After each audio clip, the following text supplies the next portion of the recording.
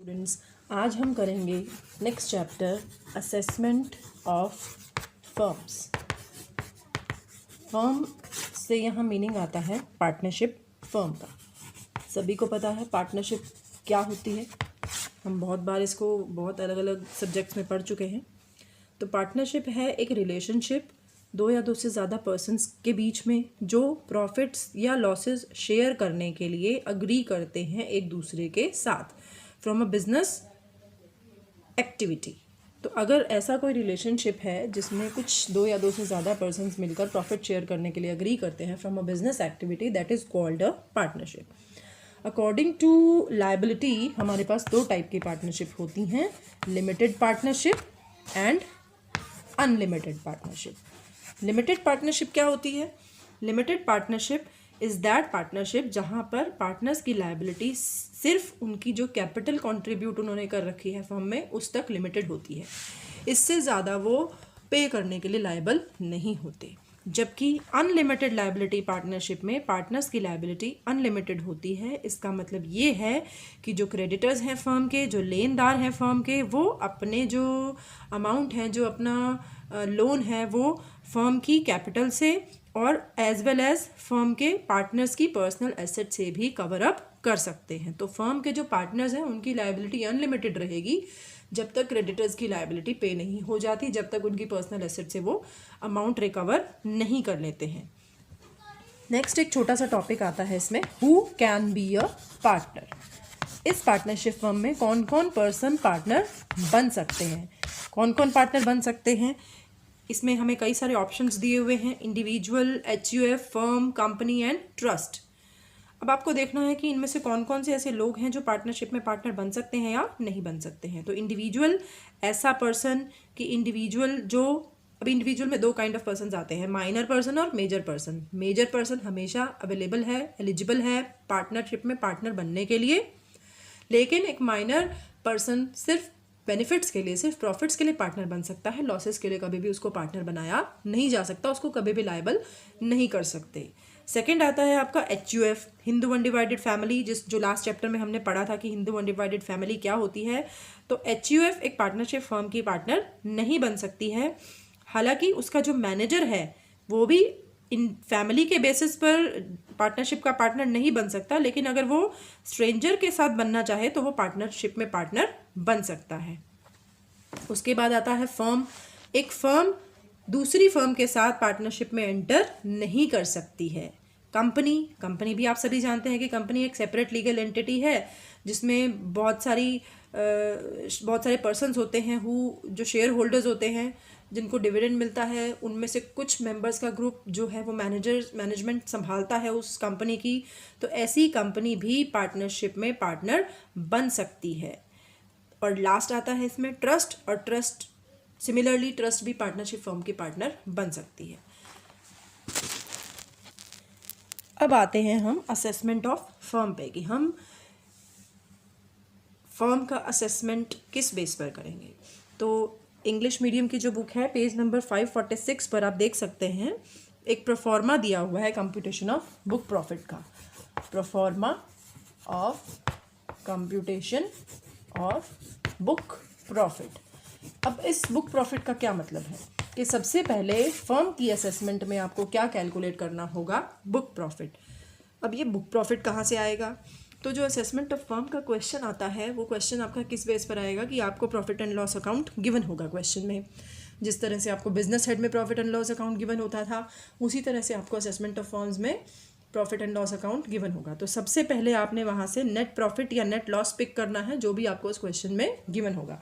तो सबसे पहले आपका क्या आएगा वहाँ पर? Net profit as per profit and loss account. ये चैप्टर बहुत ज़्यादा हद तक बिजनेस हेड पर बेस्ड है। जो बिजनेस हेड में आपने डिडक्शंस की थी, अलाउड एंड डिसअलाउड, वो सब इसमें इंक्लूड होंगी। तो इसको करने से पहले आप उस चैप्टर को ज़रूर रिवाइज करें। तो सबसे पहले हम क्या उठाएंगे? प्रॉफिट एंड लॉस अकाउंट में से नेट प्रॉफिट या नेट लॉस जो भी आपके पास वहाँ होगा, उसमें हम बहुत सारी items as it is same add और लेस करेंगे जो हमने उस चैप्टर में की हुई हैं बिजनेस हेड में। डिसअलाउड और अलाउड, वहाँ पर हमने देखा था कि किस तरह से हम डिसअलाउड एक्सपेंसेस को ऐड करते हैं और डिसअलाउड इनकम्स को लेस करते हैं। जो डेबिट या क्रेडिट नहीं हुई हैं, तो वो rules as it is apply होंगे। इसके अलावा आपके पास कुछ एक दो रूल्स और हैं जो आपने यहाँ फॉलो करने हैं बुक प्रॉफिट की कैलकुलेशन में, जिसमें सबसे पहला रूल है कि आपको एक आइटम ऐड करनी है which is remuneration of partners. Remuneration of partners, partnership firm में कौन होते हैं? पार्टनर्स होते हैं। तो जो भी पार्टनर्स काम कर रहे हैं उसके लिए उनको रेम्यूनरेशन मिल रहा है in the form of salary, bonus, commission और इन एनी अदर फॉर्म, जो भी आपको इस क्वेश्चन में बताया हो। तो जो भी रेम्यूनरेशन उनको दिया जा रहा है वो रेम्यूनरेशन आपने इसमें ऐड करनी है अगर वो प्रॉफिट एंड लॉस अकाउंट में डेबिट किया गया है तो। और यहाँ जो रेम्यूनरेशन ऐड होगा वो सभी पार्टनर्स का होगा, वर्किंग पार्टनर्स या नॉन वर्किंग पार्टनर्स।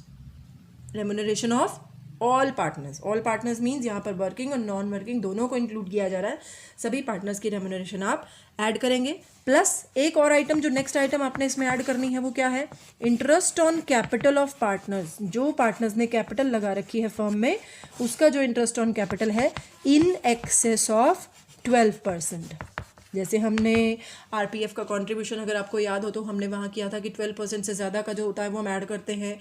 इंटरेस्ट 9.5% से ज़्यादा होता है तो हम ऐड करते हैं। सेम केस में हमें इंटरेस्ट ऑन कैपिटल भी ऐड करना है अगर वो 12% से ज़्यादा है तो।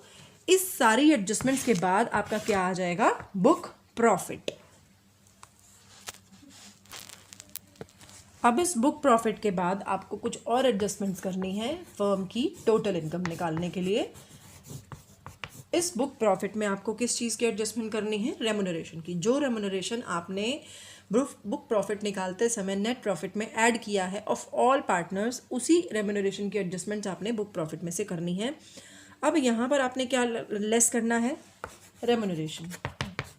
यहाँ पर आपने किस चीज़ को लेस करना है? Remuneration of partners. एक बार तो आपने उसको ऐड कर दिया प्रॉफिट एंड लॉस अकाउंट में बुक प्रॉफिट की कैलकुलेशन के लिए, और अब यहाँ आप लेस करेंगे रेम्यूनरेशन। लेकिन डिफरेंस यहाँ पर ये है कि यहाँ जो रेम्यूनरेशन आएगा, यहाँ कौन से पार्टनर्स का रेम्यूनरेशन होगा? ओनली वर्किंग पार्टनर्स का। ऊपर जो हमने प्रॉफिट एंड लॉस अकाउंट में ऐड किया वो रेम्यूनरेशन सभी पार्टनर्स का था, वेदर दे आर वर्किंग और नॉन वर्किंग। लेकिन बुक प्रॉफिट्स में से जो लेस करेंगे एडजस्टमेंट, वो सिर्फ किन पार्टनर्स की रेम्यूनरेशन होगी? ओनली वर्किंग पार्टनर्स की। अब इसको लेस करने का तरीका क्या है? Least of the following. दो आइटम्स आपको दी जाएंगी, इनमें से जो लीस्ट होगा ये आपको वर्किंग नोट्स में कैलकुलेट करना है। लीस्ट ऑफ द फॉलोइंग, दो आइटम्स आपके पास होंगी तो इन दोनों में से जो कम होगा उसकी डिडक्शन आप बुक प्रॉफिट में से दे दोगे। जिसमें पहला पॉइंट क्या है? Actual remuneration. जिसमें पहला पॉइंट क्या है? Actual remuneration. कौन से पार्टनर्स की? वर्किंग पार्टनर्स की। और सेकेंड पॉइंट क्या है? लिमिट। जो स्टैट्यूटरी लिमिट दी गई है अंडर सेक्शन 40B। ये स्टैट्यूटरी लिमिट आपको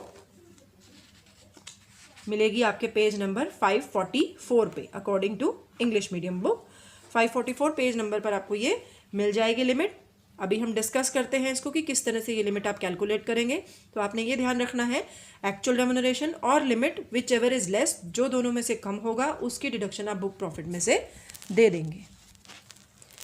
जिस लिमिट की हम बात कर रहे हैं वो लिमिट आप कैसे कैलकुलेट करेंगे, उसके लिए एक छोटा सा स्लैब टेबल दिया हुआ है, जिसमें बेस क्या बनेगा? आपका बुक प्रॉफिट। जो भी आपने बुक प्रॉफिट निकाला है उसके बेस पर आपकी लिमिट कैलकुलेट होगी। तो अगर आपके बुक प्रॉफिट कितने हैं?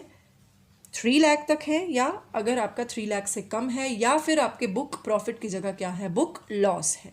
तो अगर आपका लॉस है या प्रॉफिट है, और अगर 3 लाख से कम के प्रॉफिट हैं, profits up to 3 lakh, book profit up to 3 lakh, और इन केस ऑफ लॉस, तो उस केस में आपका जो लिमिट बनेगा वो कितना होगा? 1,50,000 और 90% ऑफ बुक प्रॉफिट। 1,50,000 और 90% ऑफ बुक प्रॉफिट। सपोज आपका जो प्रॉफिट है, बुक प्रॉफिट है, वो कितना है? 2 लाख है। तो 2 लाख के लिए आप 90% निकालेंगे इसका। 90% ऑफ 2 लाख कितना बनेगा आपका? 1,80,000। और कंपेयर किसके साथ करना है? 1,50,000, विच एवर इज मोर। इन दोनों में से ज़्यादा कौन सा है? ज़्यादा कौन सा है? 180। तो इस केस में आपका जो लिमिट बनेगा वो कितना होगा? 1,80,000। लेकिन अगर आपका बुक प्रॉफिट 3 लाख को क्रॉस करता है तो आपको एक और स्लैब फॉलो करनी पड़ेगी कि बाकी बचे हुए बुक प्रॉफिट पर बैलेंस ऑफ बुक प्रॉफिट आपको कितना परसेंटेज लिमिट बनाना पड़ेगा? 60%। सपोज आपका जो बुक प्रॉफिट है वो 4 लाख हो जाता है, तो 4 लाख में आपको 3 लाख तक के बुक प्रॉफिट पर तो कितना देना पड़ेगा लिमिट 90%, और बाकी के 1 लाख पर आपका लिमिट बनेगा 60%। तो उन दोनों का टोटल करके आपकी एक्चुअल लिमिट बन जाएगी, और उसको आप एक्चुअल रेम्यूनरेशन के साथ कंपेयर करेंगे। जो दोनों में से कम आएगा उसकी डिडक्शन आप अपनी फर्म की बुक प्रॉफिट में से दे सकते हैं। इस लिमिट को लेस करने के बाद आपने क्या किया, सबसे पहले क्या कैलकुलेट किया, बुक प्रॉफिट। बुक प्रॉफिट में से आपने उस रेम्यूनरेशन की डिडक्शन दी, जो आपने कैसे कैलकुलेट किया वर्किंग नोट्स में, एक्चुअल रेम्यूनरेशन और statutory limit which ever is less. ये लेस करने के बाद आप क्या आएंगे, profits and gains of business and profession. लेकिन हमें तो क्या करना है, फर्म की टोटल इनकम निकालनी है, तो इसमें हमें क्या ऐड करना पड़ेगा, income from other sources. Other sources की इनकम भी आप इसमें ऐड करके क्या निकालेंगे, फर्म की ग्रोस टोटल इनकम, जिसको हम जीटीआई बोलते हैं। अब जीटीआई में से आपको क्या देनी है, डिडक्शंस। डिडक्शंस वही सेम 80C से लेकर 80U तक, लेकिन हमने देखा कि इंडिविजुअल्स में काफ़ी सारी डिडक्शंस दी जाती हैं, जिसमें से कुछ डिडक्शन कट हो जाती हैं जो एचयूएफ को नहीं दी जाती, और फर्म के केस में ये डिडक्शंस और भी कम हो जाती हैं। तो फर्म के केस में जो डिडक्शंस इंपॉर्टेंट है वो आपको करनी है 80G, 80GA, 80GC, एंड इसके बाद जो मेन डिडक्शन रह जाएगी वो है आपकी 80JA, 80JAA। सिर्फ आपको ये थोड़ी सी डिडक्शंस याद करनी है फर्म के लिए। तो ये डिडक्शंस लेस करने के बाद आपका टोटल इनकम आ जाएगा, और उस टोटल इनकम पर आपने फर्म के रेट्स के अकॉर्डिंग टैक्स लगाना है। अब बात आती है फर्म की टैक्स लायबिलिटी की। तो फर्म का टैक्स कैलकुलेशन बिल्कुल सिंपल है। फर्म के लिए हम कोई भी स्लैब रेट फॉलो नहीं करते, जिस तरह से हम इंडिविजुअल और एचयूएफ के लिए एक स्लैब रेट फॉलो करते थे कि 2.5 लाख तक निल है, उसके बाद अप टू 5 लाख तक इतना रेट है, 5 लाख से 10 लाख तक इतना रेट है, और 10 लाख से ऊपर इतना रेट है।